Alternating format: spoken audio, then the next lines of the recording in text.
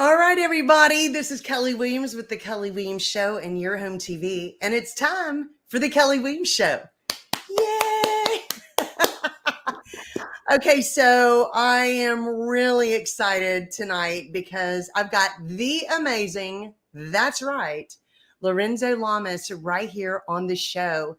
And we're going to find out all about his amazing life and careers in just a minute. Hey everybody, it's time to tune in and turn on your happy.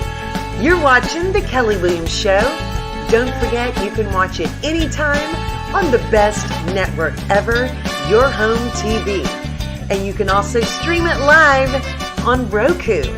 So get ready, because it's time for The Kelly Williams Show.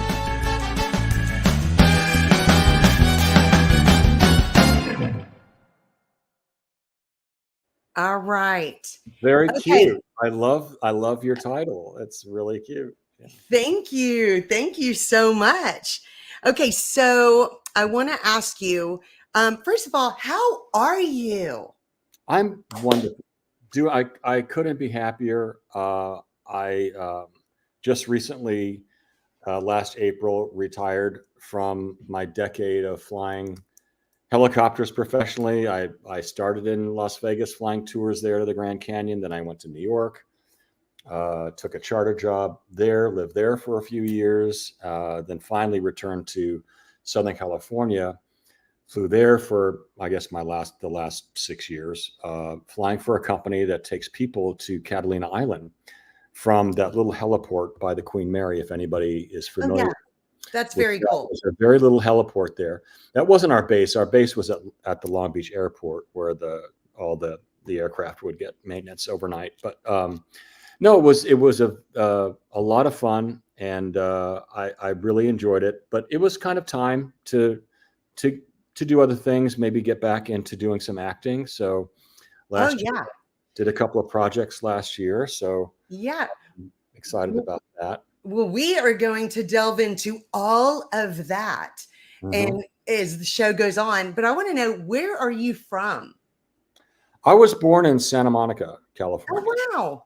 Yeah. So I'm a West Coast, Pacific Ocean, beach bum. And I love that. Then I moved to New York the first time with my mom and my sister. My mom got a job. She was a beauty consultant for Sears and Roebuck. She had her own cosmetic company for a while.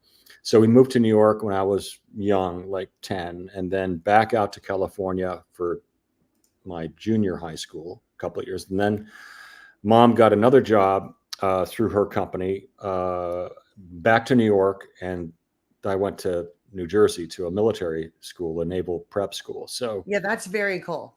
I've been back, and it was very cold, is what it was. Yeah. Well, yeah. I consider myself a Southern California guy. Yeah, California's my home, and we hear a lot of negative stuff about California. It's expensive. There's no question about it. There are some questionable people at the helm running that place, but it is still the most beautiful state, I feel, in our country. And there's so many diverse things to do. When you live in Los Angeles, you could go swim in the ocean, you could ski and ride dirt bikes in the desert all in the same day. That's amazing. It's an incredible, diverse place. No, that's incredible. Lorenzo, I want to ask you, when did you know that you wanted to act? Probably after high school. And I was in junior college, just taking a year off before, because I was going to UC Santa Barbara. I was enrolled to go there, but I had a talk with my dad, and we sat outside on the patio, and just he wanted to know, like, where my head was at. Was I ready to go back to school in the fall? And I said, well, I guess. He goes, well, that's not a real answer. I mean, I've got to pay your tuition there. I didn't get a scholarship. So he goes, I want to know why you want to go to college. And I go, well, my plan is to be a veterinarian. And he goes, okay, so you're going to take animal sciences, take some different chemistry courses, all that stuff for your, pre-grad and all that. And I said, yep, that's the plan. He goes, well, do you think you'll really be happy being a veterinarian? And I thought that was he'd never asked me that question before. I mean, he knew all through high school that I wanted to be a vet. That's all I talked about, when I came home from school, is how I wanted to figure out, what's making this little critter sad or hurting. Wow. Yeah, that's really interesting. He never asked me that question before. So I hesitated a little bit. And then he delved further. He said, now, would you really be happy, 10 years from now with your lab coat on, in your office, swabbing a beagle's ear?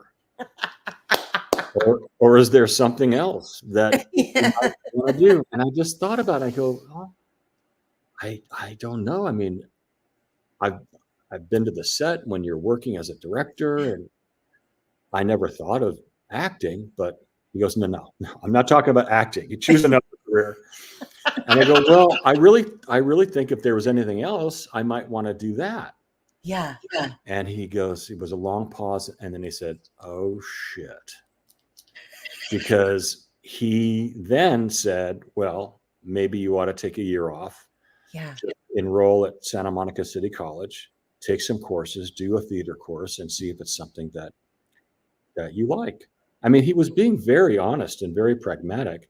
Plus, I don't think he wanted to pay for college. So exactly. I mean, in a way, he was kind of giving me a road out, Well, and I think it's really interesting that your dad, you came from like a Hollywood family. I mean, both of your parents. And so a lot of times, we'll talk about your children later in the show, but a lot of times, because they know the hard road and what it takes to really be successful, a lot of times they don't really want their kids going into acting. So for him to sit there and say, listen, is this what you really, really want to do? And then you tell him, yeah, I really think I want to kind of get into that. Then him saying, okay, then let's do it this way, if that's what you think you want to do. I mean, that's very supportive. It was very supportive. And yeah. And my mom, and when I called my mom in New York and told her that I was not going to be going to UCSB that fall. Yeah. That I was going to go to junior college and really try to figure out what I wanted. She was 100% supportive as well. So I love that for you. Yeah. So I started working. Esther, my stepmom, found amazing. Esther was the classified ad queen. Amazing. If there was anything that Dad needed or I needed, whether it was a deal on tires for their cars, I mean, she hit the classifieds, before Google. Love that. We had to all read the paper and exactly. We didn't have everything right here. No, and it was good. It was nice. Yeah, so we had to do a little research, and she was a great researcher. So she found a job for me, working at Jack LaLanne's European Health Spa. What? So this is 1976.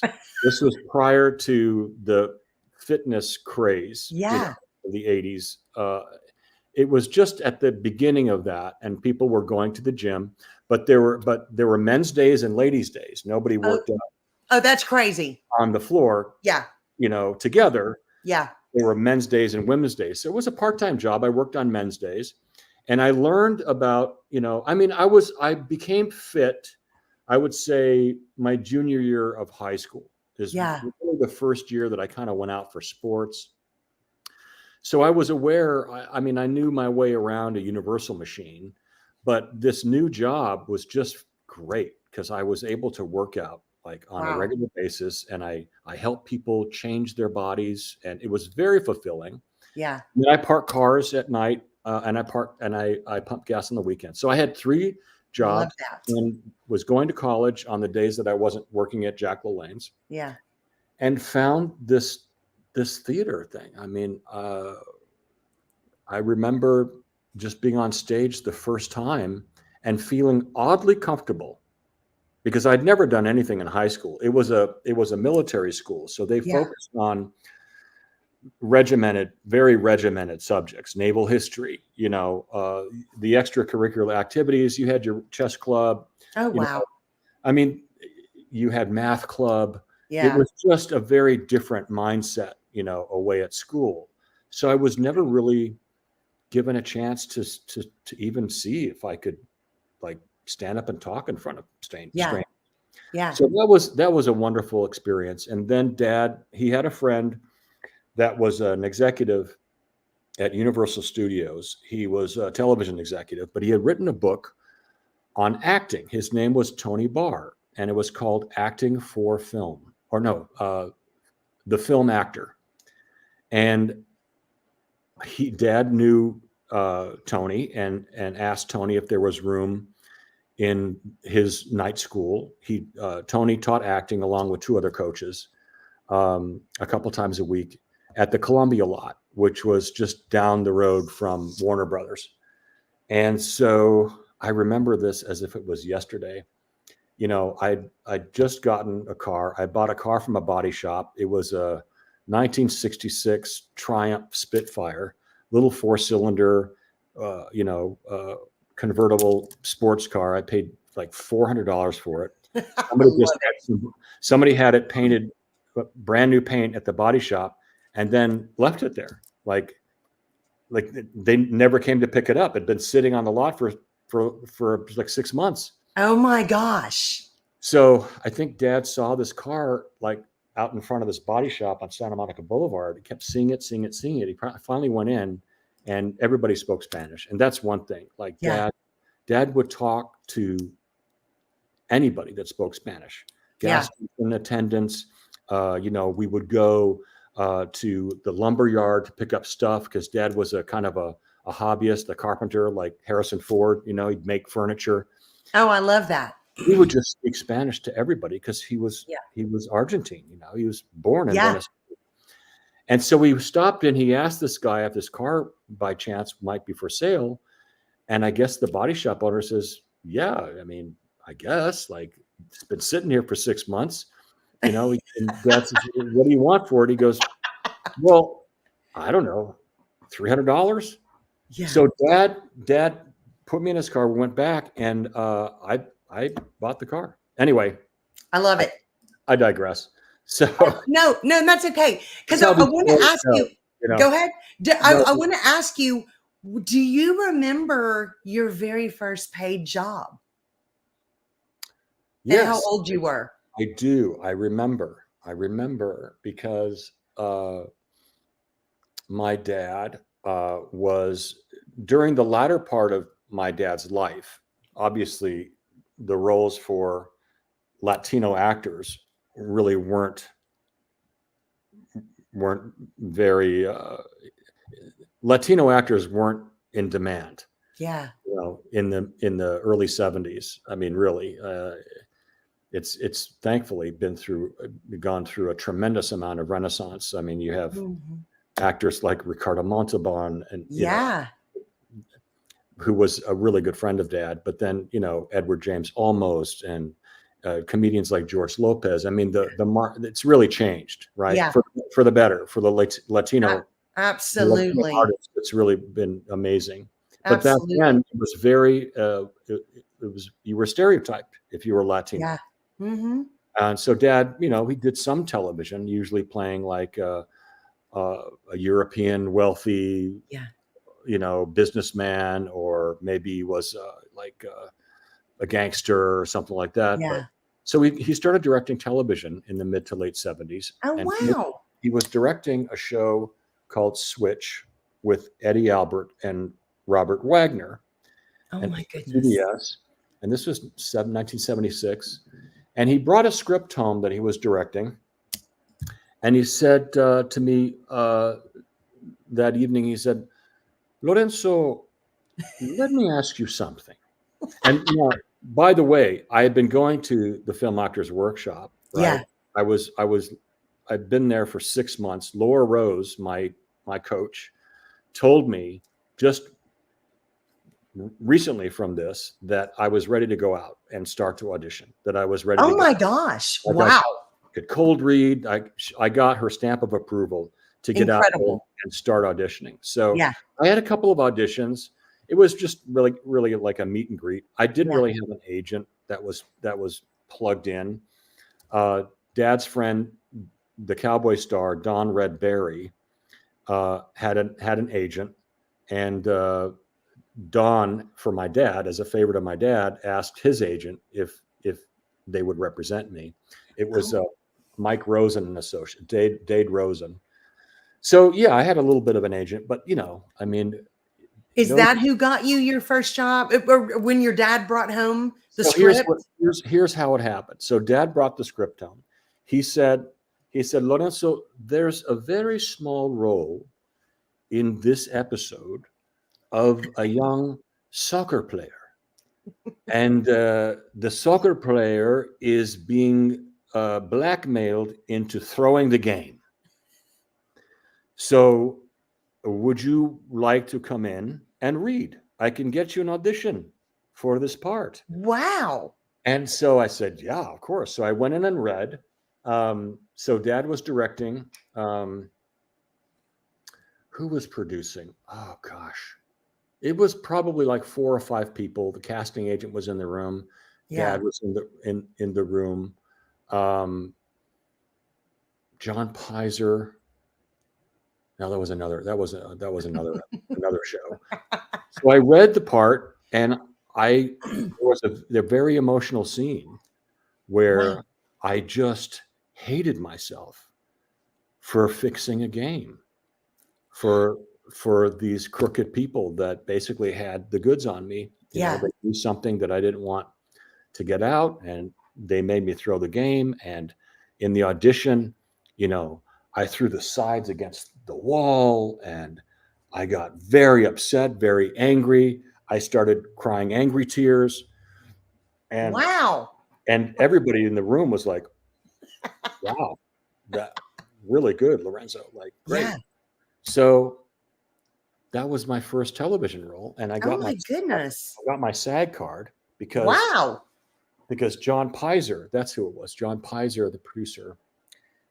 Back in those days, you were able to get a SAG card without going Taft-Hartley. Okay, so Taft-Hartley in a nutshell is if you do a non-speaking role, but you're featured on camera, right? Yeah. Where the audience says, okay, well, that's somebody. He's not talking, but he's featured. Yeah.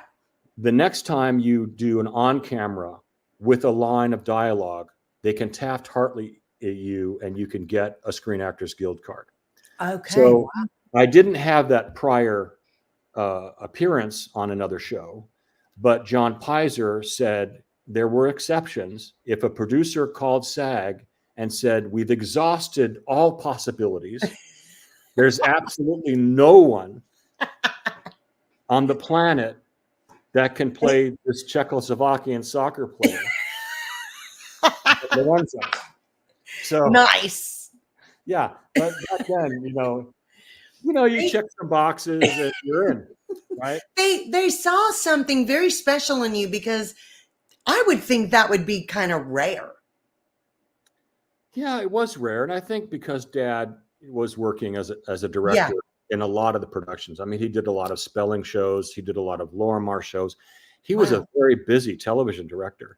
Amazing. So I think because he was busy in the television world, and I was just breaking into it, casting agents were becoming aware that I was out there, because I would go in. I wouldn't get the part all the time, but I would read, and I would read decent. I just knew it wasn't the right look for that role. Exactly. They would remember me. So that started happening quite regularly. And then I met Alan Carr at the Governor's Ball when I escorted my mom to the Academy Awards in 1977, right? So my mom, Arlene Dahl, famous actress. Yeah. My dad, by the way, his name was Fernando Lamas. Okay. Yeah. So my mom asked me to escort her to the Academy Awards that year. She was flying in from New York. I was living in Los Angeles, and I said, of course.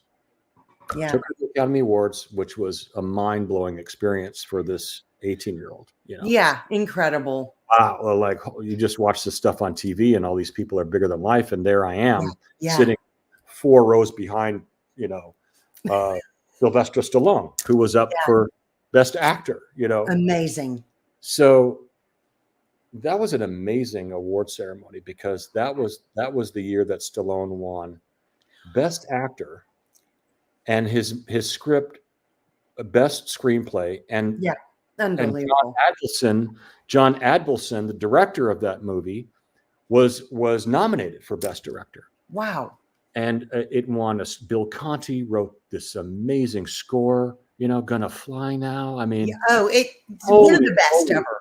Yeah. It was that was an amazing, I mean, if you're going to go to an Academy Awards and once in your life, that was a great year to attend. But afterwards, so we all went to the Governor's Ball. It was at the Beverly Hilton Hotel in the Grand Ballroom. Excuse me. And I was sitting at a table with my mom, and, I mean, Richard Burton and Liz Taylor were like 2 tables over. I mean, it was just my goodness. It was a heady experience, Yeah. This naive 18-year-old, fresh out of military school, in New Jersey. And I'm like, at the Academy Awards. I love it. I love it. That's another thing that I'll just touch on. I didn't grow up in Hollywood, right? Yeah. I didn't grow up playing with Jane Fonda's kids or Peter Fonda's kids, or, my parents entertained rarely, but, it wasn't like I grew up knowing all these other kids of famous parents. So when I went away to school, people thought I was a freak because they heard that I had famous parents, but these kids were too young to know who my parents were. Yeah. So they just made fun of me. Yeah. I was just the brunt of all these jokes about being like, oh, there's Moneybags over there. Yeah. Oh, yeah.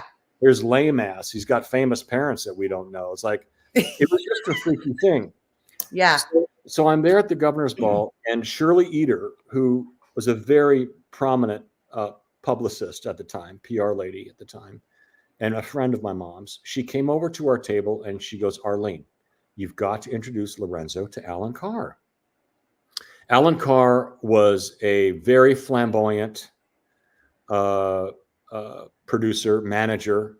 He managed Anne Margaret. My goodness. I knew the name sounded familiar. Wow. He started out in the industry as a manager. Yeah. Big name manager. Get him booked in Vegas and all this kind of thing. I just remember Anne Margaret because freaking Anne Margaret. Who doesn't? Yeah.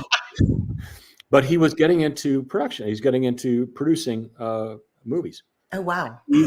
He was going to be producing the motion picture musical Grease. I was just about to ask you about that. Yeah. So that's where I remember you from first. Right. So Shirley Eder comes over to Mom's table. She goes, Arlene, you've got to introduce Lorenzo to Alan Carr. He's going to start casting for this movie Grease. And Mom said, oh, sure, let's go. So she grabs him by the tie. And we go over to Alan Carr's table, and of course he recognizes Mom right away. I mean, my mom walks into a room, and all the silverware gets put on the table. You're in a restaurant, everything stops, right? Oh, I love that. Talking, she commanded the room. I mean, she was she was a glamour star. Like she was an old world movie star from the gorgeous. Talking Jane Russell. Ava Gardner, right? Yeah. Lana Turner. She was one of those women. Yes. So she walks up to Alan. Of course, Alan, being the flamboyant person that he was, is just gushing over my mom. Just absolutely. Oh my God. To what do I owe this pleasure? And Mom goes, hello, Alan. Well, I'd like you to meet my son, Lorenzo. And he just barely was able to steal his eyes away from my mom to look at me for like a second. And then back at my mom, he goes, oh, nice to meet you. She goes, no, Alan, you don't understand. Lorenzo is going to be a star. Oh. And I just wanted to die. I wanted to just roll up and like a piece of carpet lint. Yeah. Oh, Mom. Napkin that somebody dropped, and I just wanted to disappear. And then he looked at me, though, and he looked at me. After Mom said that he's going to be a star, he goes, "Oh, really? Well, let's see what kind of." Oh, okay. Well, he's tall, right? Good teeth. Okay. Yeah. So he said, "Lorenzo, a pleasure to meet you. Have your agent call me tomorrow. I'm at Paramount." And I said, I was kind of in like shock. I said, "Oh my gosh. Thank you, Mr. Carr. Thank you, Mr. Carr. Yeah. Call me Alan." Wow. I was like on cloud nine. Like this was the best evening of my life. Amazing. I told my agent about it. He said, fine. He called the office like in a couple of days, and they just said, "Oh, thank you. We'll leave a message for Mr. Carr," and we never heard back. Yeah. Because I guess what had happened is they had already been in production. They had cast all the major roles. All the T-Birds were cast. John. Oh my goodness. Cast. Olivia was cast. Yeah. Edie Con. All the French ladies were cast. T-Birds were. There really wasn't anything for him to offer me. Yeah. At that point, until Stephen Ford dropped out of the rehearsals as Tom, as the job. Oh my goodness. So Stephen Ford is Gerald Ford's son. He had begun to carve himself a little decent acting career. Yeah. He was getting cast in a few things. He was blonde. Okay, he was blonde. He was blonde for real. So they cast him as Tom, but I guess during the rehearsals, things weren't working out for him. He was not comfortable with the dancing or the movement or whatever it was. Oh my goodness. And so Alan called my agent and he said, there might be something for Lorenzo.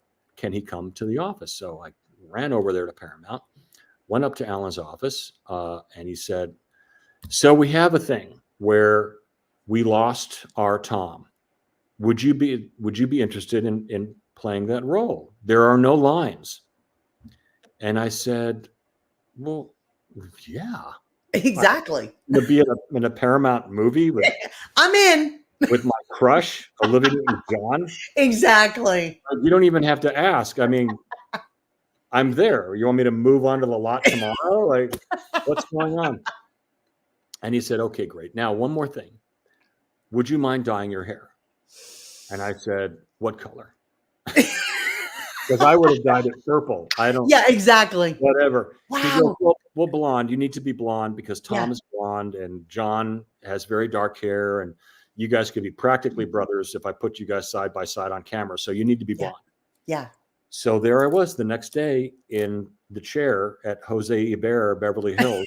Oh my goodness. Getting my hair dyed blonde to be in that movie. And to this day, Kelly, it is the movie that most people remember me. Seriously, isn't that crazy? All the crazy movies that I did in the 90s, the movies and all that stuff, and Falcon Crest and Renegade. Yeah. It's that movie where it's amazing. I didn't have one single line. The only line I had in the movie was one that I kind of made up off camera. Yeah. At the bonfire scene, but that wasn't scripted. It was High. Yeah, High. I remember. Yeah, it was weird because Randall Kleiser, the director, gave a lot of room to the characters to try to kind of find their way and make their own. Now, I love that.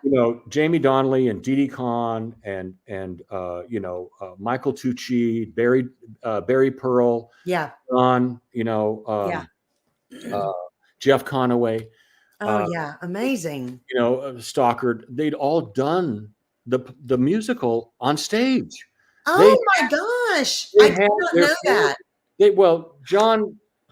John played Duty on Broadway. John was one of the T-Birds. Oh my gosh! And Jeff Conaway actually played Danny. Wow. Right.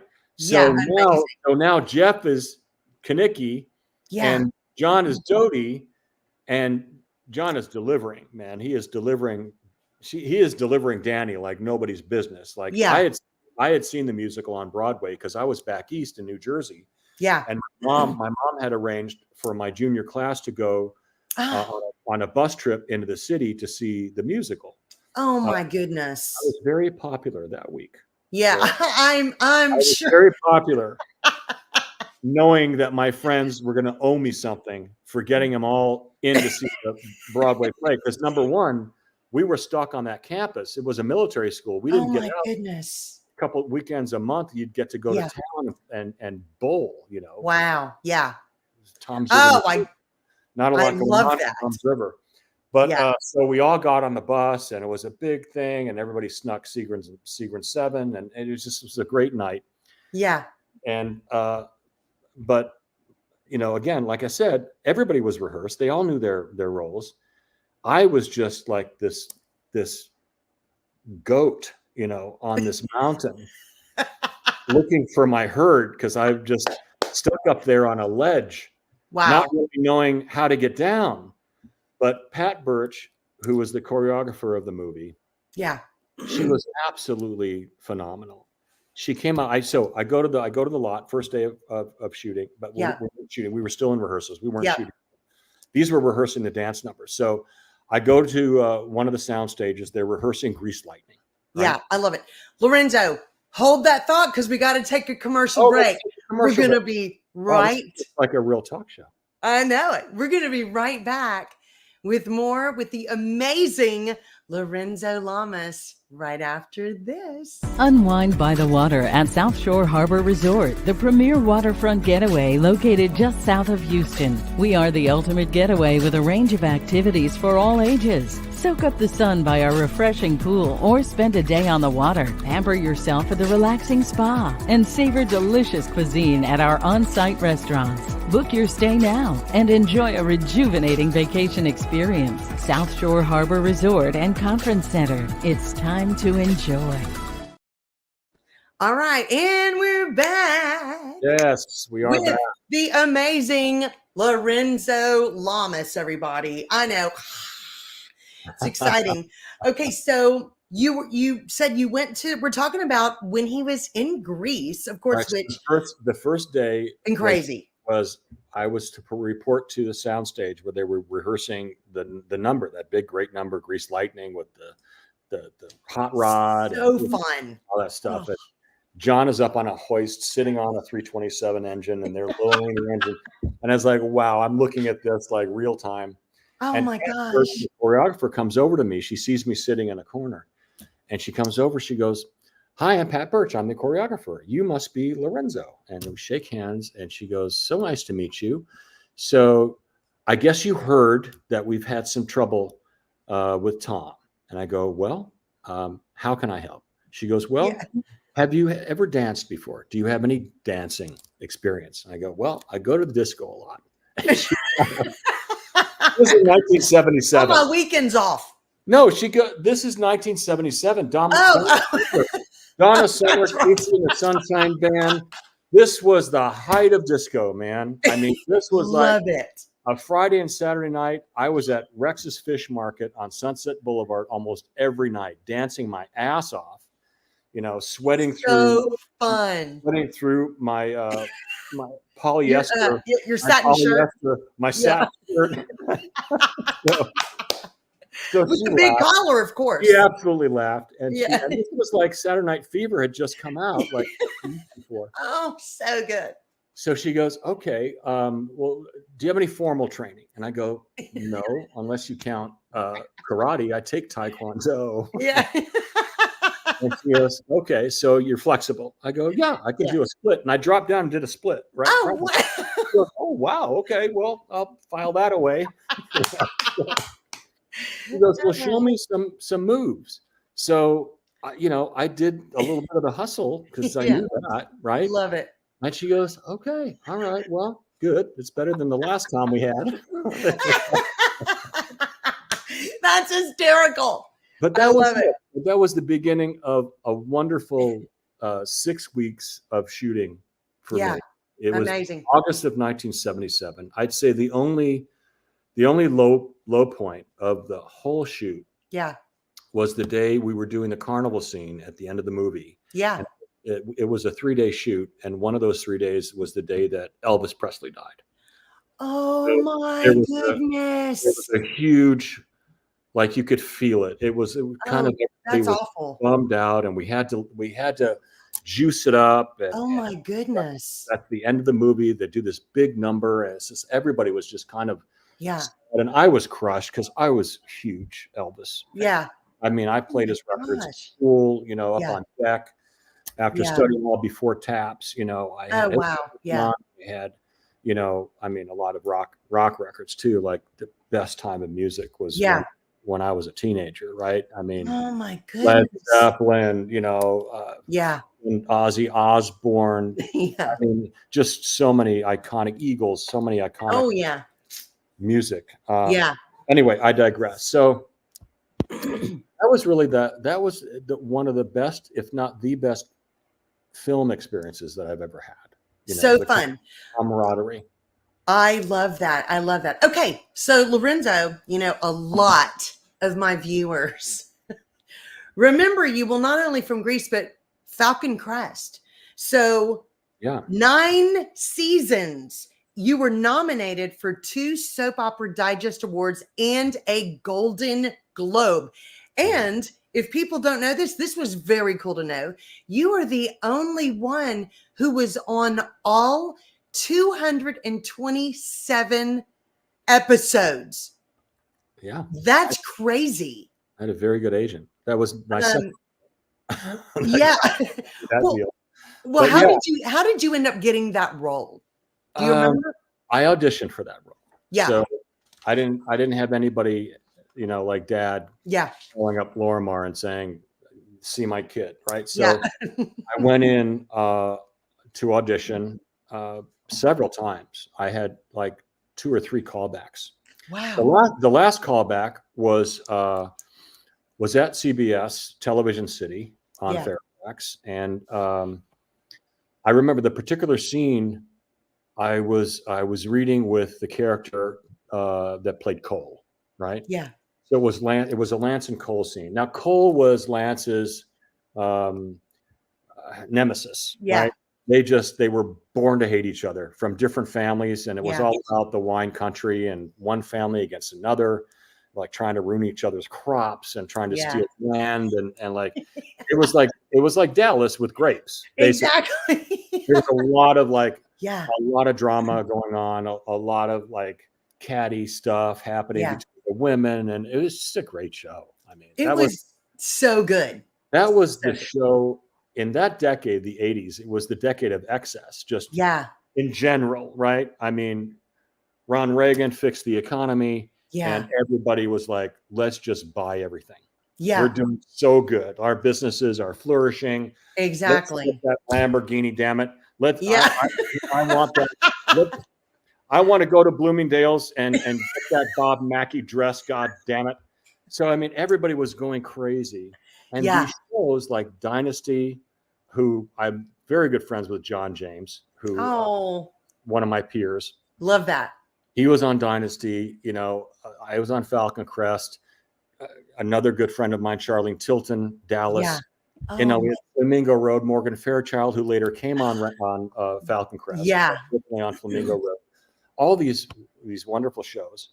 And but I auditioned. So the last audition I had, I happened to be reading with the actor, one of the actors that was playing Cole. oh my goodness. Billy Moses. And we were sitting in kind of like a waiting area, There were 2 other actors auditioning in front of there were like the whole network was there, it seemed like. There was a room for Wow. 15 people. Oh there, my goodness. all around fold up tables, Yeah. There was a space in the middle of the room Yeah. for the actors to do their scene. Yeah. So I look at Billy, and we're like the only 2. We're like the last 2. And I look at Billy and said, "Hey, I'm Lorenzo. I'm reading for Lance." He goes, "I knew that. I could have told you who you were reading for." Well, I'm Bill Moses, and I'm reading for Cole. I go, Oh, "Hey, nice to meet you." Yeah. And he said, "I got an idea. I go, what? He goes, let's tell them that we want to come in and do the scene together instead of you going in first and then me going in after. I love that.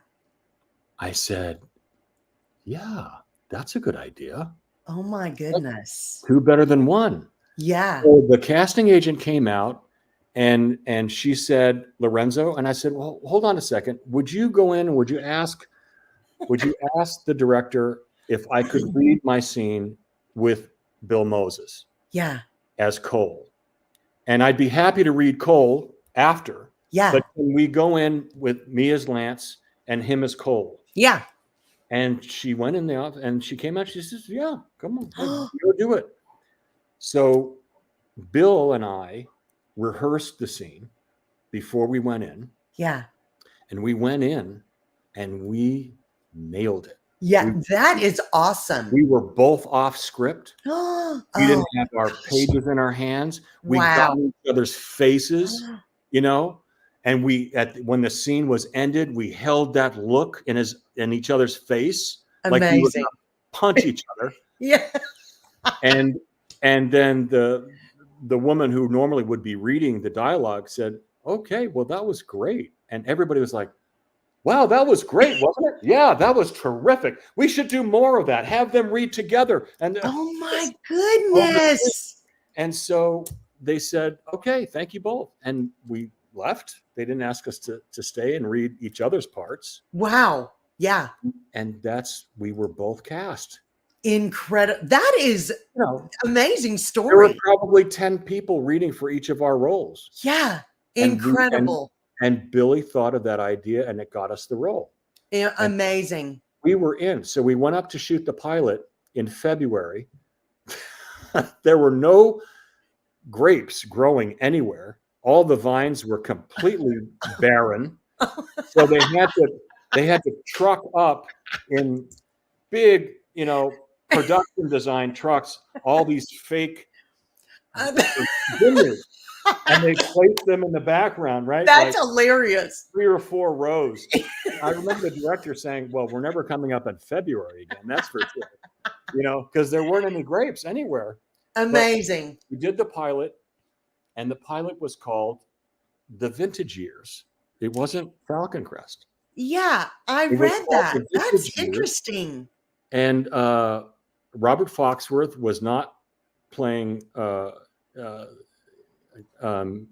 Chase Giaberti. It was Clu Gulager. Oh my goodness. And Susan Sullivan was not playing Maggie Giaberti. That was played by what was her name? An English actress, really, really very well known. That I can't remember her name right now. But Billy and I were obviously Jane, and who else was Chow Lee, the Chinese butler. Yeah, he was in the pilot episode. Oh my goodness. But yeah, so I guess we all had a feeling that it's a CBS show. They needed a show to follow Dallas on Friday nights. It was Hazard in Dallas. Yeah. They wanted to put us in at 10 o'clock. So yeah. The network was really hoping that this would be okay, that the show would be good. And we went right. I mean, we shot the pilot in February, and we were picked up for 22 episodes for their first season by, I think, May. Amazing. So, and that was what I wanted to ask you that, because when you're shooting something like this, that is being planned for, hopefully a long life. Did you really feel like this is really cool? This has got a great cast. This has got a shot to be pretty big. Did you have that feeling? Well, again, in my very limited experience in the industry. Yeah. I was just 21. I did Grease when I was 19. Oh my goodness. I've just been in the business for about 3.5 years. So oh my goodness. I was very green, very naive. Wow. Didn't know a lot. I certainly didn't know whether the show was going to have the kind of legs that it ended up having. Yeah. But there was one sign that kind of told me that we might have a shot at this, right? Yeah. And that was when Bob Foxworth showed up for his first day of shooting in a brand new Maserati Quadriporte. So he must know something. Yeah. He's buying a new Maserati, right? And we haven't even done like one season of the show yet, right? Oh So my he goodness. probably knew. Of course, Yeah. Bob Foxworth had a history of experience, right? Both on stage and on film. David Selby also, Susan Sullivan also. Amazing. Yeah. They must have known more than me and more than I did, or Billy, or Oh yeah. we were just happy to be there. Oh yeah. Did you find that that y'all were pretty close as a cast? Oh, as very filming much so. kept going. Yeah, see, that's we had nice. a bowling team. The cast and crew went out Thursday nights to bowl. Oh, I love that. At the Pickwick, at the bowling alley in Burbank, right? Yeah, I love that. A regular thing. And I also had I also golfed in a foursome with 4 guys from the crew. Like we did that every weekend. Oh, see, that's really wonderful. It was really a lovely experience. I grew as an actor on that show. I had such wonderful mentors, especially Jane. So yeah, it was great. I love it. I want to ask you, because I think so few actors have that blessing of being on a show that runs that long. What do you remember about being the hardest part of filming something that keeps going and going and going? Well, it limits other possible roles that you would be going up for, in either other television series or motion pictures. You've heard the stories about actors that do X amount of years on television, and they're frustrated because they feel like there's something bigger out there for me. Oh yeah. And you've heard the stories of the actors that felt that there was something like waiting for them on the big screen that never materialized, and then they end up going back to television, but in a much lesser role. I really didn't have any of those feelings. That's good. I was really happy to be working. And I had a very good agent. He's still my agent, actually. Yeah. Wow. Who was able to get me motion pictures in an action vein that weren't big studio pictures, but they were decent enough. They had a decent enough budget. Yeah. And in those days, they went to VHS. They went to videotape. Oh yeah. So I was able to really satisfy my hunger to play other kinds of roles besides the rich, snobby, grandson of Jane Wyman. That's when I did these movies up in Canada called like Snake Eater. Love that. Impact and Terminal Justice and all these straight video movies. It really helped kind of satisfy my desire to do other things. And I could bring the action into it, where I had some limited action on Falcon Crest, but it was only because I pressed the writers to open that up a little bit more for me, Nice. And it was nice. Yeah. But I didn't really feel too hemmed in, and I was allowed to help, write a little bit of where my character's arc was going from season to season. Oh my goodness. I was given quite a bit of creative freedom to do that, as long as Lance was always going to be the Doberman to Jane Wyman's matriarch, her control. I was always going to be her, her hitman. But I talked the writers into writing some story arcs that showed more the sensitive side of Lance, however fleeting, because he'd always go back to being the asshole. But the writers were able to write some storylines where you actually thought maybe there was a heart in there somewhere, like they did with Larry Hagman, as they are, I felt it was important dimensionally to offer the audience some change, a little bit of a color here and there, so it wasn't so one note. I love that.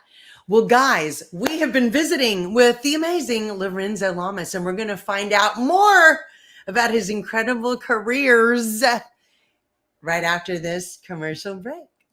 Serendipity Yacht Cruises and Events wants you to come party with us. We're bringing the fun to the Houston Bay Area. Stay tuned for all of our incredible events throughout the year, featuring amazing food and drinks, live entertainment, special guests, and so much more. Fun, new, different. Serendipity Yacht Cruises and Events is where you want to be. So come party with us. It's more than a yacht. It's serendipity. All right, and we're back with the amazing Lorenzo Lamas. Yes. This has been so interesting. Okay, so Lorenzo, you got the leading role in Renegade. And I want to ask you this, because that almost feels like, because you had martial art experience, you rode motorcycles. Was this part written for you, or did you audition for it?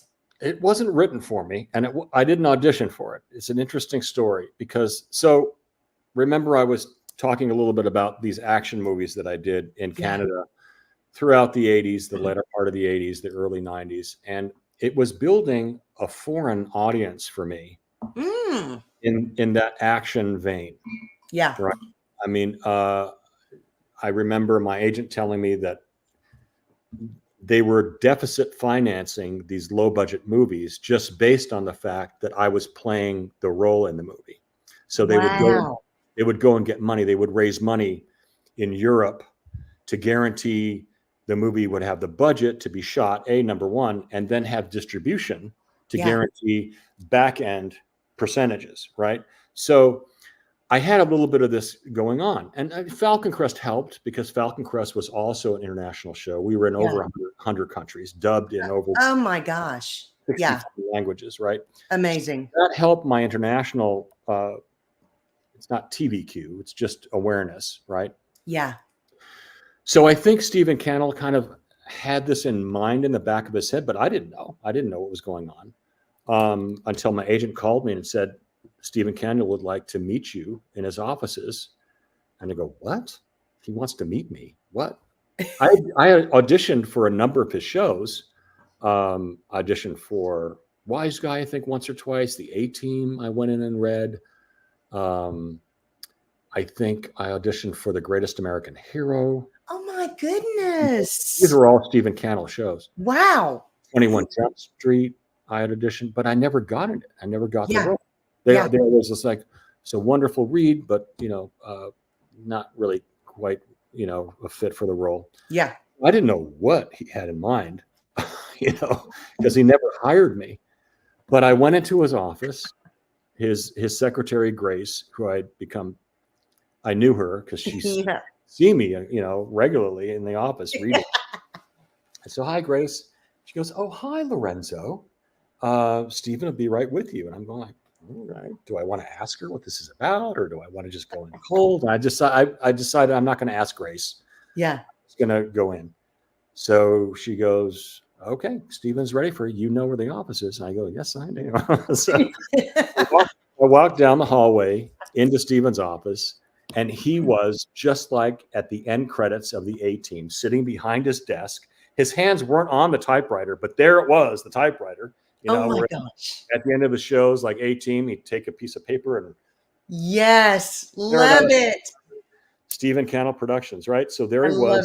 It's like 10 Emmys on the mantle. He gets up out from behind his desk, comes over and sits down in like this couch area. And he says, Lorenzo, have a seat. I sit down, and there's a script on the coffee table that says Vincent Black Shadow. And it's like an hour long. It looked like it was about an hour show. Yeah. Oh my goodness. He goes, I have just dusted this off. I wrote this probably 2 years ago. What? And it's a story of a guy who's framed for murder. For a crime that he didn't commit, kind of like Fugitive. Yeah. and he's running from the law, and he meets up with this Native American bounty hunter who's initially hired to capture him. Yeah. Crooked cop that's trying to frame him for a murder because the character, Vince Black, had evidence that was going to destroy this cop's career. So this cop was going to murder Reno. He's going to kill Reno to keep him from testifying against him, and shot his fiance instead. Missed. Oh my goodness. Reno escapes. Yeah. And he goes, I want you to take it home and read it and let me know what you think tomorrow. So I didn't get home.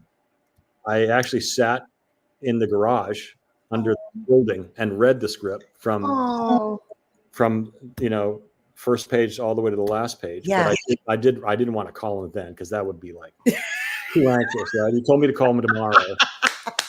So I don't sleep all night. I'm waiting until like 10 o'clock in the morning the next day to call him and to tell him that I love the role. And I did love the role. It was one of those special kinds of roles where you get to play a reluctant hero. Yeah. Like Bruce Willis in Die Hard, Yeah. the guy caught in the middle of this chaotic event, and he just scrambles his way to try to find a way out of it and to save people if he can, mainly to save himself. But then if he can help some, it was a Jim Rockford. It was a Jim Rockford story, right? It was so good. It was so good. Yes. So well written. And every episode had a beginning, a middle, and an end. It was it was in many ways like a modern day Western where the character had a motorcycle, which was like a horse. He was going from town to town. Had the long hair. Big shootout at the end. The bad guys, either they go to jail or they fear. Just had all the makings of the kinds of shows that I really liked watching. Yeah. Oh, I loved it. We shot so Stephen basically let me in on why he thought I might be a good fit for it. Yeah. It was because he didn't want to go to a network to get this show greenlit. Wow. He wanted to be his own network. Yeah. And he wanted to sell the show directly to the station owners around the country. Wow. These television stations that have Oprah on in the afternoon, and they've got game shows on, and those shows are all syndicated. Wheel of Fortune is network, but a lot of the other shows, like the talk shows in the afternoon, Sally Jesse Raphael and Oprah, they were all syndicated and sold directly to the stations. And Stephen had done that. His first show that was 21 Jump Street. That was my goodness. That was not a network show. Oh my goodness, that's crazy. So he needed foreign money, foreign distribution money. So he wanted to guarantee that the show would be around the world, right? Not just in the U.S.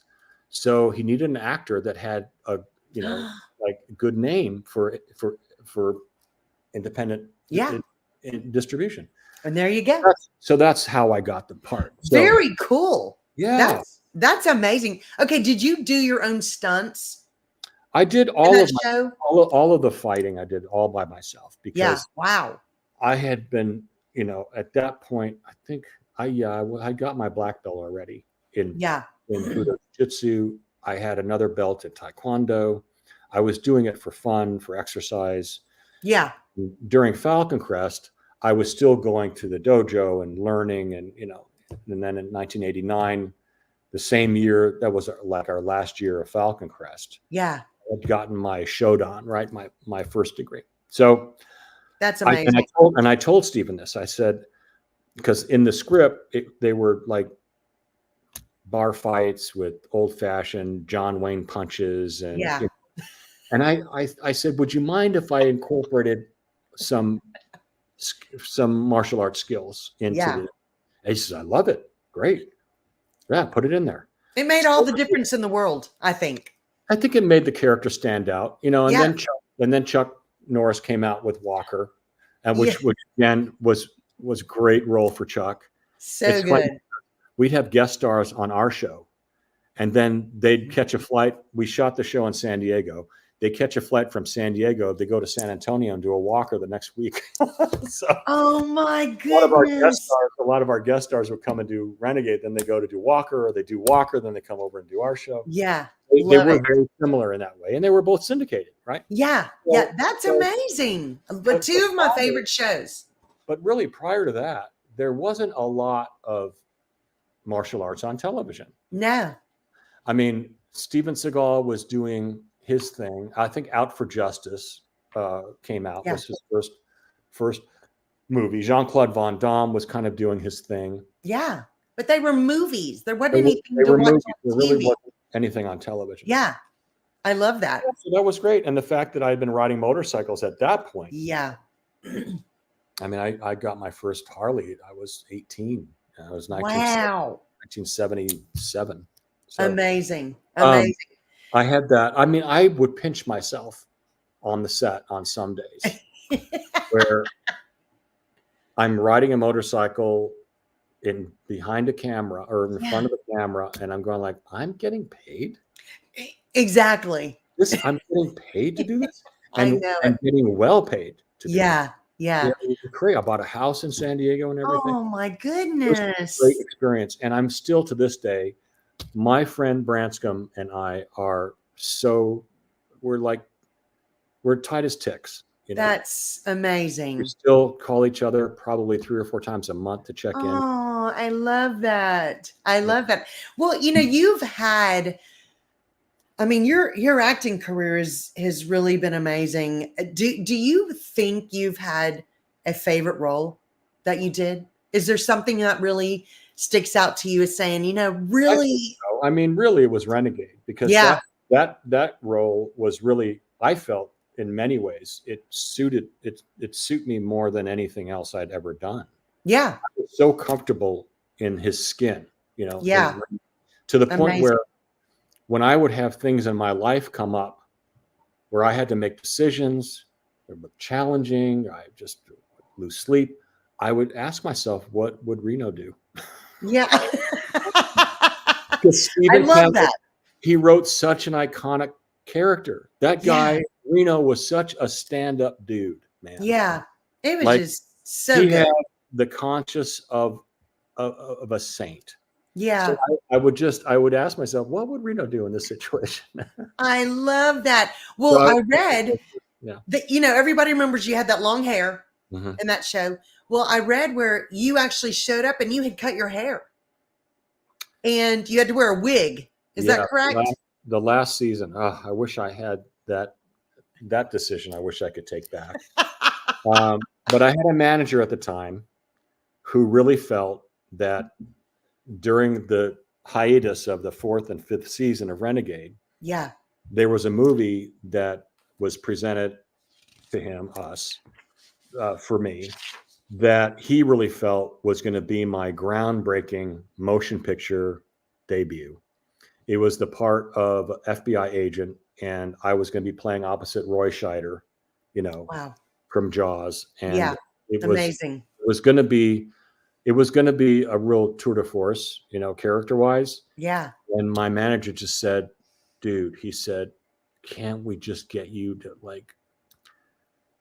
you have to have shorter hair for this role. Like, it's an FBI agent. And I had done all these other movies with my hair pulled back in a ponytail. Yes. Or something like that. And it was fun because those were like straight to video movies. It really wasn't going to go anywhere theatrically, but he said, this is really the, Sidney Furie is directing it. I mean, Sidney Furie is a very prominent A-list director, with the cast that they were going to put in this movie and the budget that they had for it. Yeah. He talked me into cutting my hair. So I cut my hair. I did the movie, and guess what? They went right to video. So it's my goodness. it was never released theatrically. Yeah. They couldn't get the distributors to agree Yeah. on a release date and all that stuff. Yeah. It went around and around forever. Trying to get it out in the theaters, and they just finally said, "Well, it's let's just put it out on VHS." Yeah. So it was called The Rage, Okay. And Gary Busey played the villain in it. Oh my goodness. Roy Scheider was my FBI partner. Yeah, amazing. Sidney Furie directed, and it was a great movie. It's probably one of the best roles I'd ever been given in a feature movie. Yeah. I'm going to pull that up and watch it. It sounds good. It's good. It's a good movie. Yeah. I love that. But it didn't make it to the theaters. So I Yeah. cut my hair off, and which leaves us at a dilemma, right? So I called Stu Siegel, my producer, and I said, Stu, I said, I had to cut my hair. He goes, wait, what? I go, Oh my gosh. yeah, I cut my hair over hiatus for this movie with Roy Scheider. It's going to be a motion picture. It's going to come out theatrically. Yeah. Oh shit. Okay. Yeah. Well, let's see. What do we do here? Let me call Steven. I'll get back to you. Oh, So Stu calls Steven. I guess they have a conversation about it. yeah. And they want to leave it up to me. They said, Oh, you know, wow. Reno could have went in undercover. Yeah. He could have done something in between seasons. Like he was going to get caught and they were going to catch him. So he cut his hair in a gas station bathroom. Oh, wow. Yeah. You know, whatever. Okay. Yeah. So he says, you can keep your hair short or, you know, we can fit you with a wig. Yeah. And I just felt that character just needed the long hair. Yeah, I agree with you. I think it would have been a totally different It would have been disarming. feeling about that show. It would have been it would have felt different. I totally agree with you. I'm glad that you decided that. So- Yeah, that was interesting that happened. Yeah. I thought, what happened that he just thought, I got to get rid of this. Yeah. But that's But it was interesting. very generous of my producers, both Very Steve and nice. Stu, to basically leave it up to me. Very, very I nice. think they thought the show would survive. Yeah. Oh, one yeah. way or the Oh, other. yeah. The character was so well written, and they do a whole flashback thing with me cutting Yeah. the hair, Yeah. but I just really felt like that was probably the way to do it. Yeah. So then, now my makeup, at the time in the makeup chair now has grown from like 15 minutes just throwing some powder on to now I've got to sit in that chair and have this prosthetic clipped into my hair. Wow. And then they had to make it look like it wasn't like two pieces. I know it. That's It crazy. was really, so during the 5th season, the last season of the show, they actually put my hair back in a ponytail a lot because the hair didn't, when it was long, it just didn't look like, Yeah. Yeah. it didn't look the same. It didn't have the same body, you know. Yeah. It wasn't You my do hair. have great hair. Yeah. It wasn't my hair. You know? That's It was hilarious. a stand-in. That's hysterical. Yeah. Okay, so I want to ask you this. You had a lot of success with TV and film. What made you take a break from Hollywood? Well, I think Hollywood really wanted a break for me Mhm. because I just wasn't being offered anything decent. I was doing all different things. I'd done stage. I did. Yeah. I was on stage doing a musical in Ogunquit, Maine. You know, What? first time in my life. You know, just to make ends meet. Love that. I put together a cabaret show, 90 minutes of standards from the Great American Songbook that I had Stuart Ross, who directed Forever Plaid on Broadway. He was he helped write the show for me. Wow.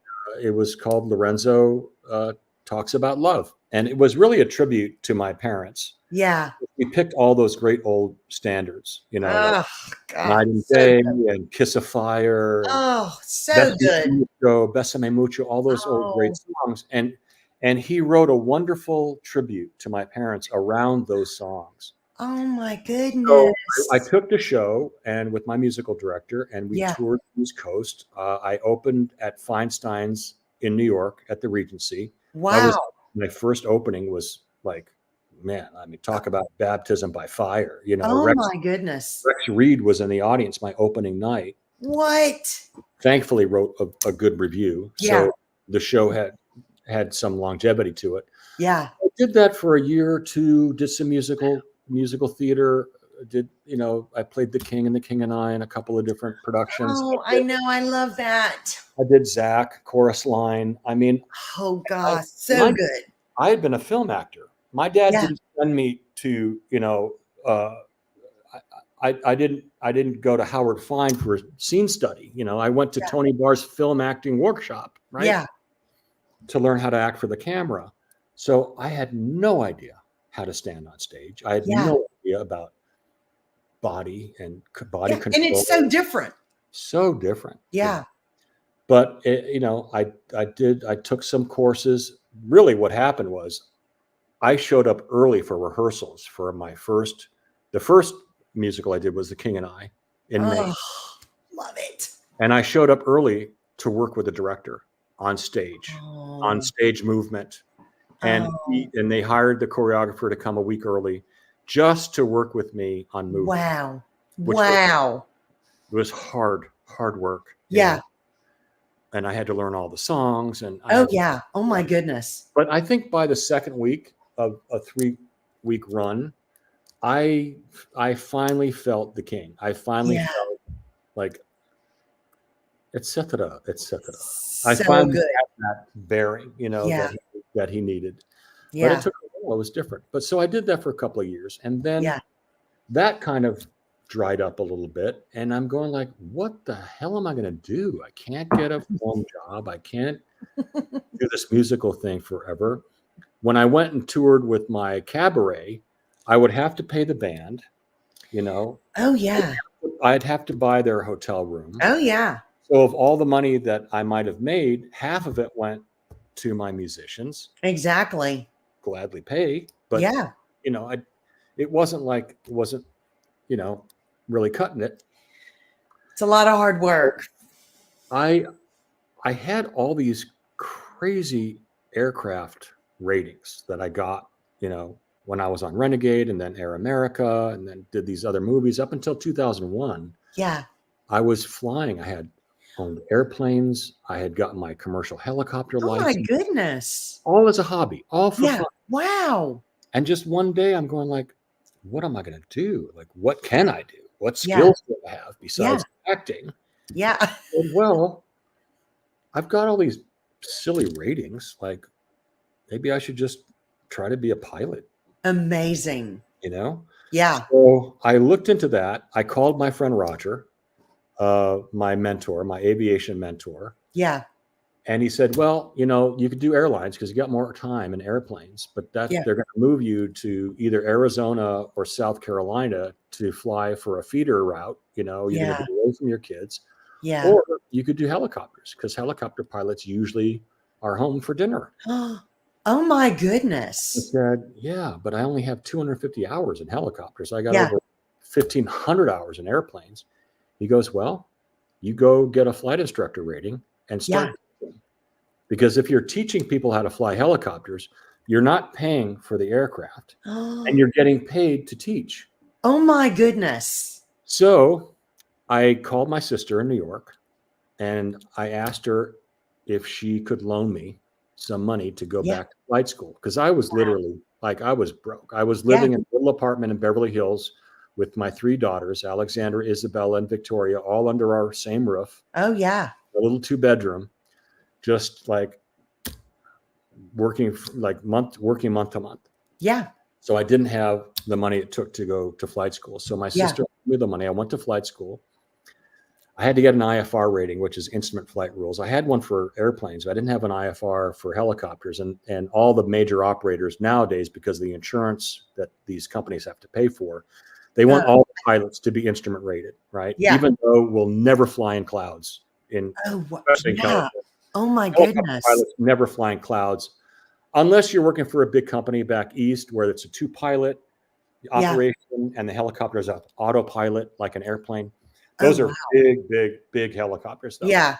So I wasn't going to do that. I wanted to fly helicopters out here on the West Coast. Yeah. So I went to flight school. I got my certificate to teach. I started teaching at the Van Nuys Airport in this little school. This guy gave me a great break. He said, well, I I'll give you students, but I can't give you tours yet. And tours are what I really wanted to fly. Yeah. You log a lot of time when you're doing tours. Yeah. They had a 30-minute tour, 45-minute tour, and an hour wow. tour around the LA basin. Yeah. And these were in the little helicopters, if I get boring because I'll do this, I can talk about flying for another hour. Yeah. And I see sometimes people's eyes, they kind of glaze over. So if ever you're bored, just say, okay, let's switch it up. But so my intention was you need 1,000 hours. 1,000 hours? You need 1,000 hours to get hired to fly. Holy smoke. To get to work for a big operator where you're flying, turbine helicopters. Yeah. Right. I was flying piston helicopters, the little, there was a hamster on a wheel back there. Yeah. So Yeah.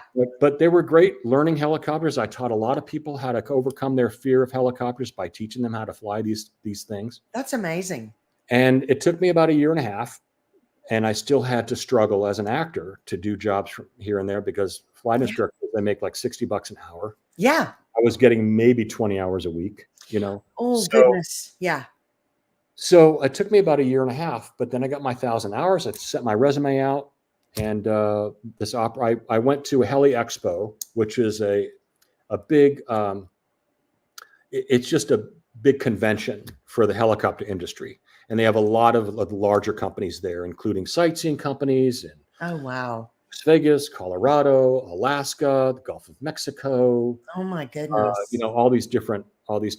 So I handed my resume out, 50 different companies, 50 different companies. Yeah. I just got my 1,000 hours, and I just got my IFR rating. Oh, my goodness. So I was good to go. I was a candidate. Yeah.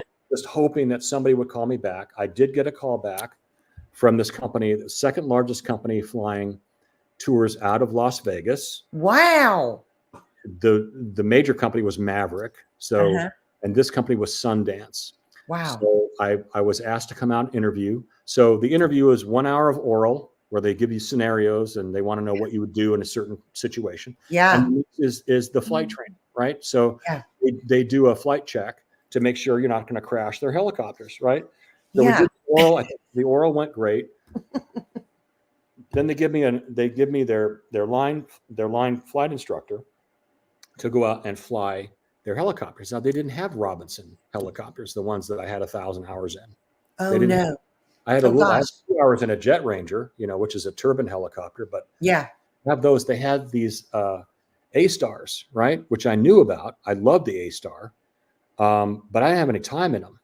And I told that to the flight instructor. I said, "Hey, look, I don't have a lot of time in this helicopter. I understand the rotor spins the opposite way." He goes, "You taught helicopters, right?" I go, "Yeah, I've taught helicopters." He goes, "Helicopter's a helicopter. Okay? Yeah. Once you pull pitch, if the nose goes one way, you know what to do to get the nose straightened out, right?" I go, "Yeah." He goes, "Just fly the thing." Yeah. Right. Nice. So I just got in, flew around. We did a couple of auto, he talked me through a couple of autos. We went to another little airport in Jean, Nevada, to do some simulated emergency procedures. Yeah. Loss of hydraulics, did a couple of autos, and came back, landed, and he said, "Okay, you're good to go." Nice. You're fine. Yeah. Because there was going to be a week of orientation for new pilots, right? Where they take the new pilots and you learn all about the A-Star. You learn all about from nose to tail. What does what, which goes where. Yeah. So I was hired, but I had to move to Las Vegas. And I was living with my 3 daughters at the time. Gosh. In a little house in Beverly Hills. Yeah. My oldest of the youngest three was a junior. Oh gosh. She'd be going into her senior year at Beverly Hills High School. Then I had a sophomore, and then I had my youngest of the youngest 3 was just going into 9th grade, right? Oh goodness. So we had a big sit down at the dinner table. Yeah. Because they knew I was striving to be a pilot, and they knew that I wasn't going to be home for dinner all the time. Yeah. That I wouldn't be able to take them to school like I used to all the time. Yeah. And, they were okay with that. But this Oh, was a big deal because Daddy was going to have to move, right, yeah. to Las Vegas. Yeah. So I sat him down and I said, guys, so here's the thing. So, I went in for an interview, right, in Las Vegas. And Alexandra, the oldest of the youngest, said, "You got the job, didn't you, Dad? I told you would get the job." Oh, I go, "Yeah, I got the job. yeah. But we have a dilemma here. So Daddy's got to move to Vegas. Yeah. Do you guys want to come with me?" Oh, And Alexandra said, "No, Dad, I don't. But it's okay because I want to move in with Dylan." yeah. So my the oldest of the youngest, Alexandra, Yeah. she was pretty much spending like almost every study period with Dylan, her boyfriend, since 10th grade. Yeah. I knew him. He was a great kid. I knew his Yeah. parents. Yeah. Tom, his dad, was the football coach at Beverly Hills High School. Dylan was Oh, a star player, right? oh, Um, so I said, and I knew, and you know, it was a tough decision, man, because yeah. I understood why. I mean, she was going to be going into her senior year. I know it. She was going to be head cheerleader. Yeah. Her boyfriend was going to be captain of the football team. Yeah. I mean, this is like Friday Night Lights. This Yeah. is the real deal. Yeah. And I knew that his parents would take care of Alexandra. Absolutely. I said, okay. So then I turned my attention to Victoria, the middle one. Yeah. And she goes, "No, I'm not staying here, Dad. I'm coming with you." Oh, that's wonderful. So I said, okay. So Vicky's coming with me. Yeah. And Izzy, the little one, said, "No, Dad, I think I'm going to stay with Mom." Now, I had full custody of these three for the Yeah. last Wow. 3.5 years, right? Wow. And I said, "Are you sure?" Yeah. She goes, "Yeah, I mean, I'm older now. I can deal with it. I want to Yeah. stay with my friends, Dad. I just want to stay here. Oh, I'll live with Mom." yeah. Okay. Oh, So that's what happened. So wow. Victoria and I piled into my 4Runner and we moved to Las Vegas into this really nice house behind Yeah. Vegas. And that's how that career started. And I just retired this last April. Yeah. I love that. I've been flying for a company out of Long Beach for the last 6 years. So, That's amazing. yeah. Okay, so Lorenzo, you have gotten back into acting. Which is one of the reasons why I wanted to retire, because I couldn't take any real acting roles. My agent would call me and he goes, "Don't tell me, I know the answer already. You can't take the role because Gosh. you're working," right? I go, "Yeah, I'm working." Yeah. But April of last year, I was offered a job by a man that runs another company in sales, and that sales job was going to pay me at least as much as I would be making as a pilot. Oh And I my figured, okay, goodness. well, here's an opportunity, right, Yeah. to kind of switch gears here. And Yeah. he was going to give me the time, Mm. certain times of the year, the industry that I was doing sales for, certain times of the year, it's really slow. And Yeah. other times of the year, it's busy. So he said, "Look, during the busy season, I just need you to be available like 2 months, 3 months out of the year. Then the rest of the time, just do sales on your own time." Yeah. So that opened Nice. a lot of a window for me to do Oh, movies. So yeah, that last is year, yeah. Amazing. yeah, just this a year ago, 23, I did 2 movies, and they're out now, right? Incredible. On different platforms. Yeah. Yeah, amazing. Did you, going back into acting, do you remember feeling like was it hard to get back into memorizing lines again, or do you really never lose that? You No, know? it's like I was back doing what I was meant to do. Yeah. It felt Yeah. like I was just, the first thing that you become successful at really in life, I think defines you, you know. Yeah. It was cool telling people that I was a pilot. They're like, "Wow, no way. How did you do Yeah. that?" But really my first love was acting, and it always will be, Yeah. So standing there, on the set, rehearsing lines with Yeah. scene partners, talking to the director about different nuance.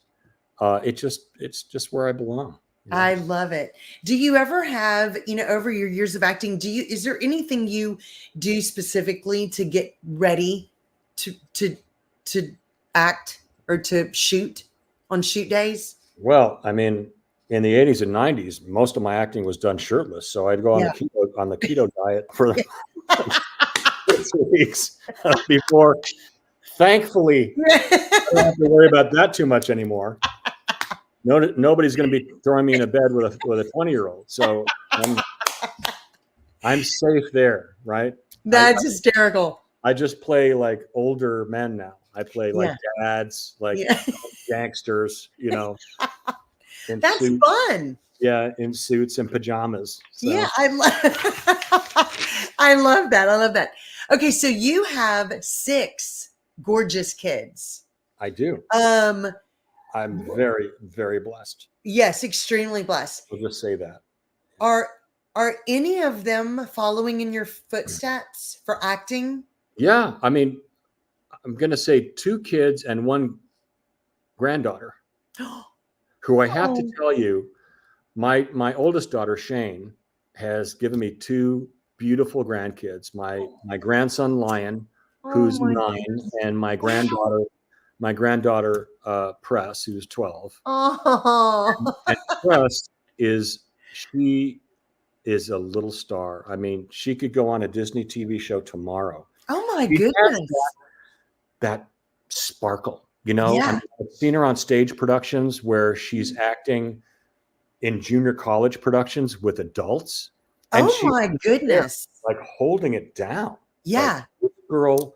Wow. And I think because Shane, when my daughter was younger, her mom got her involved in beauty pageants at a very young age. Yeah. And that was a tremendous aid to helping Shane come out of her shell, because my daughter was very shy as a little girl. But through gymnastics and performance and doing these Little Miss pageants and Miss pageants, it got Shane out of her shell to the point where she was very confident. I mean, confident enough to win on The Bachelor one year. Oh my gosh. Yeah, she was she won that ABC Bachelor show, which is another whole show, another story. Yeah. But so she's passed on that to Press, my granddaughter. Yeah. She has had Press in performing arts since Press was 6 or 7 years old. Oh, I love that. She Press has sang for almost every pageant she's been in. Oh my goodness. Great songs, Yeah. The sun will come up and all those. I love that. It's just so cute. She has an Instagram account. Press doll Lamas Richie. So, okay, we're all gonna look her up. Yeah, look her up. I mean, and support her because she is going to go somewhere. Okay, so the middle one of my youngest 3 that went to Vegas with me. Yeah, Victoria, right? So when we moved to Vegas, I didn't want her to go to public school. I wanted to get her into a private school, but it was expensive. Oh yeah. What to do? There's a performing arts school in Las Vegas. Oh wow. Like Fame. Oh my goodness. Victoria has been an amazing artist since she was in grade school. Wow. She has been painting and drawing since in her room by herself. I got her an easel when she was 8 years old. Oh my goodness. And I sent the Las Vegas School of Performing Arts some samples of her work to get her accepted, and they emailed me right back. So I got Vicky into the Performing Arts School in Vegas while I was flying, right? So that was great because that was awesome. Not only was she able to explore, different disciplines of art, sculpture, things like that. On her off time, she volunteered for their stage productions in scenery and set building. What? And that eventually grew into a desire to maybe get on stage and try some acting. Love that. So I found an acting school for her I put her in that acting school. She would go there two nights a week after school. Yeah. And she really loved it. And when she moved to LA, after I came back from New York, I was flying there for a year and a half. She got into this great acting school. Well, she did too. Margie Haber in Los Angeles and Howard Fine, also in Los Angeles. These were very prominent acting coaches and acting schools. Wow. This was 6 years ago. Oh my goodness. She's done a number of student films. She's done some independent movies. Amazing. Right now, she's modeling a lot more because it's paying a lot. Oh, right? Yeah. So that's awesome. She also has an Instagram, Victoria Lamas. Yeah. But she is doing great. And my oldest of the youngest, Alexandra, graduated from UCSD with a degree in psychology. Oh my goodness. Years ago, she graduated, and now she's developing a program that she's running on the internet that helps young women with dysmorphia complex and eating disorder. Wow. So she's working to help because she was also a model for many years, and it almost killed her. Yeah. That whole mindset about these young women and how they starve these poor kids. It's awful. She came back to the States, and I hope she doesn't mind me talking about this, but it has served to help so many other young women. I love that. She came back to the U.S. after being in Europe for 2 years, and the doctor says, your kidneys are going to fail. Like, you have to get your eating in control. And so she went to therapy for that. She healed herself. Wonderful. She got the treatment. And now good. And now she's helping other young women with these. That's amazing. What a blessing. Yeah. Yeah. That's huge. That is amazing. Well, they're all doing what they want to do. I love that. I love that. Okay. So I want to ask you this. What advice would you give anybody? It doesn't matter what age, what gender, if they are interested in acting, you know? Don't wait until you're 50 to get on the stage. Because if I had it to do over again, although I learned a lot under Laura Rose at the Actors Workshop, I learned a lot about film acting. There is something to be said for really understanding the character and developing the character. Because from the character, everything else can follow. You know, your movement will follow from the character, your dress, you know, the costume, all the external stuff really happens after you've got the character in your soul. Yeah. And so I would and it's also a way to just get out in front of people and start talking to strangers. Yeah. Half of the audition process is overcoming stage fright. Yeah. You know, to get in there and give a good reading and not be nervous. Yeah, absolutely. Because when you walk into an audition and you're nervous, everybody feels it. Yeah. And then they close up. Yeah. Because they see that you're not comfortable. Yeah. So doing stage, you know, no matter what age you are, whether you're a grammar school like Press, you know, she started doing stage. Her mom took her to do plays and little things when she was 7, 8 years old. Love that. Whether you're young or older, you can always start to learn how to become an actor. Yeah. I love that. That is great advice. There are no limitations. Yeah. You know, they're writing roles for 80-year-olds. Yeah. No, I love that. There's no limitation in terms of age. You only limit yourself in the ways of learning the craft. Yeah. So love that. It may seem a little weird coming from a television actor, but if I had it to do over again, I would do more theater. Yeah. Yeah, definitely. Yeah. I love that. Okay. So you have a gorgeous wife, Kenna. Yeah. How did y'all meet? We met. It was different, really. So we met on Facebook. Like, I didn't DM her or anything. But we have a mutual friend. Oh my goodness. My godmother, Francesca Daniele, or Daniels, as she Yeah. likes to be known in her later life. She was a district attorney in Los Angeles and a lawyer, Yeah. assistant DA for many, many years. And she was friends with my stepmom, Esther, and my dad, Fernando. And Francesca would come up for dinner all the time. Oh, my goodness. Esther and Francesca were like, they were the Golden Girls. They knew they would talk to each other on the phone for hours every day. Love that. They were best buddies. And so Francesca, she never really had a relationship. She wasn't, married to anybody or didn't really even date anybody as far as I knew. Maybe she did not. But when she came to the house, it was all about Esther and Fernando and Francesca. And they would stay up late at night after I'd long gone to bed. I'd fall asleep listening to laughter in the dining room, I've known Francesca my whole life, like since I was 10. Wow.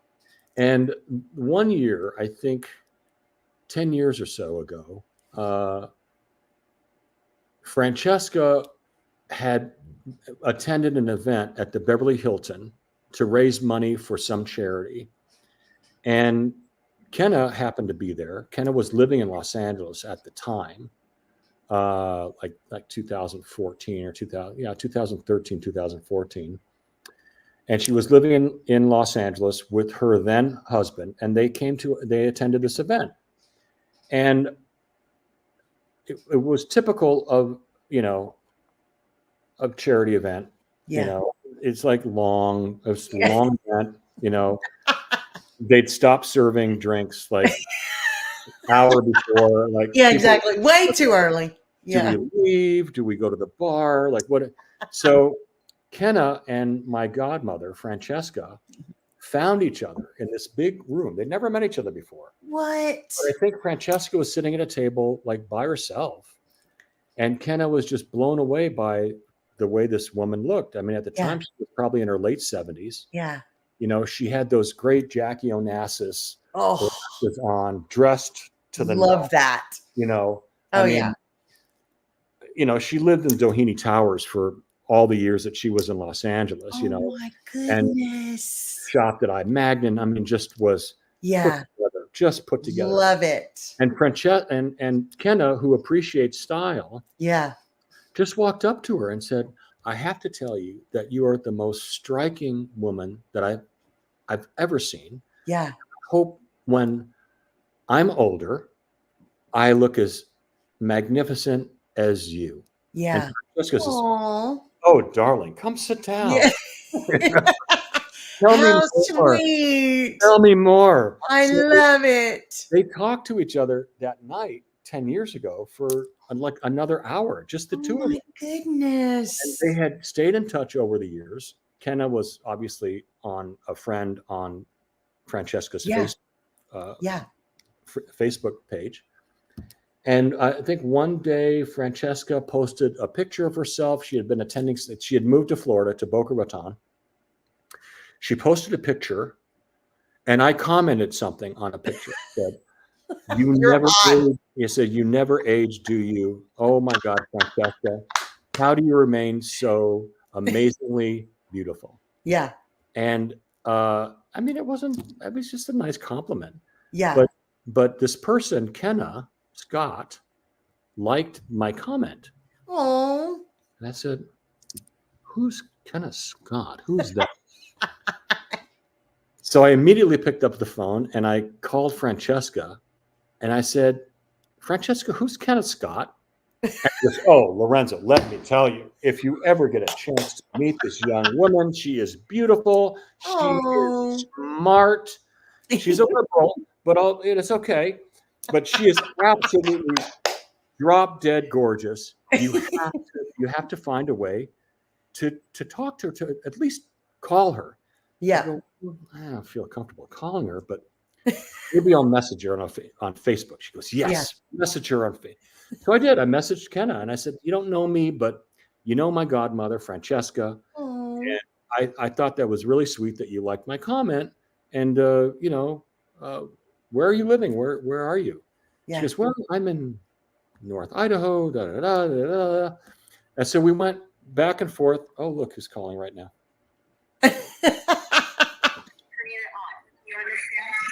Hi, baby. I'm on Hi, Jenna. I'm on the phone. I'm on a podcast, honey. Hi. That's Kelly. How are you? You see, we're talking about Francesca and how you guys met. And I said, Oh my God. I said you walked up to Francesca and complimented her on how she looked like Jackie Onassis with the, yeah. Love it. And Love it. Glasses. Okay, I'm so sorry to interrupt. I'm so sorry. No, That's okay. we're All right. so happy. We were just talking about you. I'll call you back after. Okay. Love you both. Love you, baby. Love that vibe. Okay. Love you. Bye. Bye bye. Oh, I love that. What perfect timing. Yeah. So she was talking to Francesca, and then I messaged her, and Yeah. this was during the pandemic. So Oh my goodness. she was quarantined up in Yeah. Idaho. Yeah. I was working for another helicopter company that flew Oh, wow. doctors. I had to get another job. I couldn't fly tours anymore for this Yeah. company in Long Beach because they shut down all travel. You know, they didn't want to sit next to each other. No. Yeah. So I said, what do I do? So I called a friend of mine who was a chief pilot for another company that flew medical helicopters, right? Yeah. Oh, wow. As a matter of fact, we have an opening. So I went and I did the same thing, oral thing, the flight test, the whole thing, fine. Yeah. And they were flying the same kind of helicopters that I flew in New York. Nice. So I worked during the pandemic. I flew doctors that were doing organ transplants. So I flew Oh my doctors and goodness. nurses all over Southern California. Oh, I love that. Yeah, it was an essential business. Remember that Yeah. term, right? Yes, I do. The company that I flew for, Helinet, they got government grants to keep their doors open. Wow. So we can continue to fly. That's wonderful. So that was a blessing. But anyway, I love that. I digress. So I would come home and then we would do FaceTime cocktails. And we would do like this. We would FaceTime each Nice. other Yeah. and get to know each other. And we I did love that it. over 2 months. And I Oh, wasn't seeing anybody. She wasn't seeing anybody. We Yeah. just kind of we're getting to know each other, you know. I love that. When things lightened up a little bit, she was able to get on a flight. That was June of that same Yeah. year. And she came down for the weekend, and that was it. Like Amazing. I love that. That's a great story. kind of an old-fashioned way of getting to know somebody, you know, Yeah, instead of going on a dating site or something like that. I know. You know? I love that. I love that. So now Lorenzo- I'm up in Idaho, and yeah, I love that. so our plan is to spend the nice months, Yeah. when it's 110 degrees in Palm Springs. We'll spend those months up here. No, that's so nice. And then when Yeah. it starts to cool off, like in another couple of months up here, we'll go back down to Yeah. Southern California. Yeah, that's fantastic. I love that for you. Okay, so I want to ask you really quickly, where do you see yourself? What do you see yourself doing in the next 5 years? What do you want? I want to be driving dune buggies and playing golf and going scuba diving all over the world. That's my goal. I might need to do another TV series to afford that life. So that might be something in the cards. I'm manifesting it. I love that. We are what we think. That's right. Right? We are That what we is think. right. Famous Yes. words by Dr. Norman Vincent Peale. So I do have that in mind. I really want to act again, Yeah. and to get some more opportunities in that field, and then enjoy, the back nine, I call it. These are the last 9 holes of my life. Yeah. So I love that. want to do stuff that I enjoy. Absolutely. I love that. And What play do with you, my grandkids. absolutely the best part of life. That's wonderful. What do you think? And I think I know what you're going to say, but I want to ask you this anyway.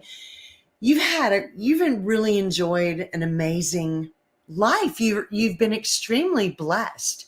What do you think you are most grateful for in life? my health, Yeah. number one. Yeah. Because it's without your health, nothing matters. You know, Yeah. financial problems, work, Yeah. relationships, you know, Yeah. without your health, it's nothing. So if I could impart any wisdom, being a 66-year-old male, Yeah. is like, if you're going to quit doing something that you know is hurting you, whatever that is, quit today. Yeah. Because tomorrow is not guaranteed. Absolutely. Just don't know where our tomorrow is going to Mhm. be or where it's going to take us. But what we do know and what we do have control over is what we do to ourselves. Yeah, Health, absolutely. you know, I health. agree. I love that. I totally agree with you. Okay, so how can we follow you and watch what projects you do or what exciting things you do? How do we follow you? I'm on Facebook. I have Okay, a blue check Facebook page. nice. That's Lorenzo Lamas. So just jump on there. I have a Twitter account at Lorenzo Okay, Lamas, same, and my Instagram account, which is probably I'm probably most active on my Instagram because I do stories and stuff like yeah, that. That's Lorenzo underscore Lamas okay, for awesome, my Instagram. awesome. Well, we're all going to go follow you and Good. DM you. I'll follow you back, and I'll follow That your sounds, show. I'll follow your show back. yes. Does your show have an Instagram? Yes, Instagram and Facebook and Very good. Yeah. TikTok. Okay. So, Yeah. yeah, excellent, excellent. Okay, so Lorenzo, thank you so much Thank for you. It was being great on fun. the show. Yeah, it was really great fun. I So much really fun. enjoyed it. Yeah, getting to know you and hear about your amazing life. It's really been exciting. So thank you so much for that. No, I love your energy. I love your Thank energy. you. It's fantastic. So keep it up. I will. I'm going to try. I love it. You're going to do it. You'll do it. All right. Guys, you can watch The Kelly Williams Show anytime on the Your Home TV network. And thank you to Lorenzo Lamas. Go follow him and watch what all kind of fun things that he does. I can't wait. And we hope you have an awesome and blessed rest of your day. Thank y'all so much. Bye bye, everybody.